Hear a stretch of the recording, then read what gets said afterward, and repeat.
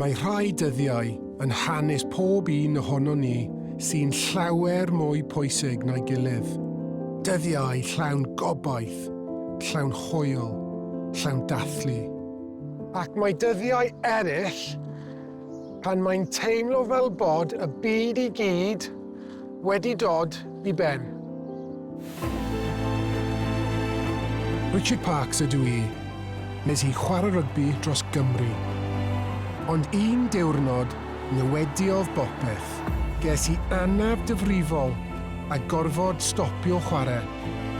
Mae popeth amdano fi, pob copa dwi wedi dringo, mae popeth yn deillio o'r diwrnod hwnnw. Ydy'r un peth yn wir am hanes ein genedl ni. Oes eiliadau allweddol naeth ffurfio ein Cymru ni. Dwi'n dysgu I siarad Cymraeg.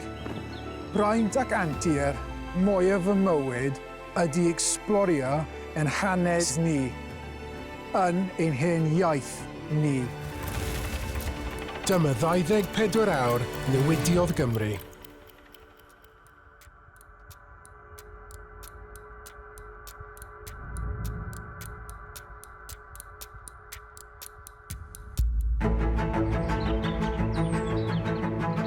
Gwynedd, cydernid y Cymru yn yr oesoedd canol.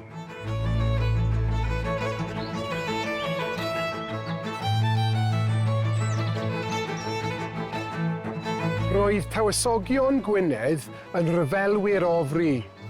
Roedden nhw hefyd yn noddi llen a diwylliant Cymru. Roedden nhw yn cyfathrebu gyda'r pab a brenhinoedd y cyfandir. Mae tywysogion Gwynedd yn gryf ac yn soffistigedig.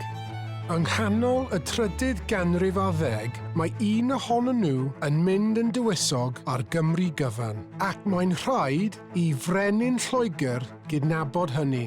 Mae Llywelyn ap Griffith wedi llwyddo I uno'r de a'r gogledd. Mae e'n arglwydd ar Gymru o Wynedd I Aberhonddu. Serch hynny, mae tensiwn a gwrthdaro o hyd rhwng y Cymru a'r Saeson. Ond mae Llywelyn yn ddigon hyderus a digon pwerus I darw bargen gyda Harri'r Trydydd, brenin Lloegr. Ym 1267, ar y ffin rhwng Cymru a Lloegr, dyma Llywelyn yn cwrdd â Harri a gwneud cytundeb ffurfiol rhwng y ddwy wlad, cytundeb Trefaldwyn.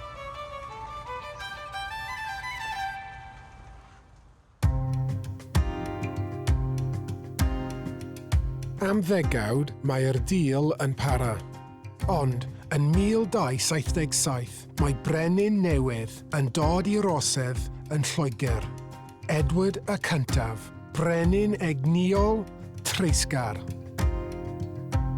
Pan mae Llywelyn yn gwrthod talu gyrogaeth iddo fe, mae Edward yn danfon 15,000 o filwyr I fyny fod e'n plygu'r glin. Mae brawd Llywelyn a nifer o Gymru eraill yn gwrthryfela yn erbyn y Saeson. Mae Llywelyn yn oedi. Ond wedyn, yn haf y flwyddyn 1282 a hithan geni plentyn, mae Eleanor, gwraig Llywelyn, yn marw. Mae Llywelyn yn dod I benderfyniad. I'r gad.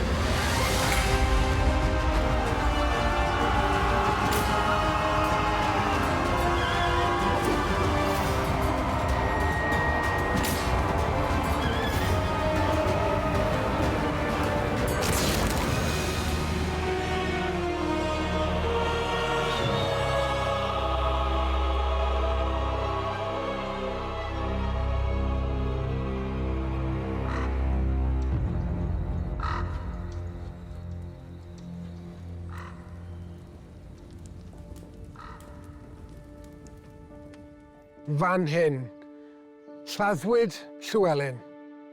Mae oes y tywysogion wedi darfod. Mae Edward yn taflu etifeddion Llywelyn i'r carchar ac yn cymryd ei tir a'i trysorau. Mae'n adeiladu cestyll ei hun mewn cylch o haearn o gwmpas Gwynedd. Ar sarhad eithaf, mae'n rhoi'r teitl Tywysog Cymru i'w fab ei hun. Ond mae'r cof yn Llywelyn yma o hyd.